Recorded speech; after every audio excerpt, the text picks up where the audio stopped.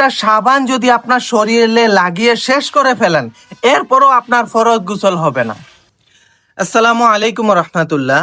যাদের উপর গোসল ফরজ হয়েছে তারা যদি গোসলের ফরজটি আদায় না করে, তাহলে সারা জীবন ধরে যদি ইবাদত করে তাহলেও কিন্তু আল্লাহর দরবারে কবুল হবে না। সেই গোসলের ফরজ হচ্ছে তিনটি। প্রথমে 1 নম্বরে হচ্ছে গড়গড়ার সহিত কুলি করা। 2 নম্বরে হচ্ছে নাকের নরম জায়গা পর্যন্ত পানি দেওয়া। 3 নম্বরে হচ্ছে সমস্ত শরীর ভালোভাবে পরিষ্কার করা। এই 3টি ফরজ যতক্ষণ পর্যন্ত আপনি আদায় না করতে পারবেন, আপনি যদি একটা সাবান সারা শরীরে মেখে শেষ করে ফেলেন সাবান, তারপরেও কিন্তু আপনার গোসল অর্থাৎ ফরজ গোসল আদায় হবে না।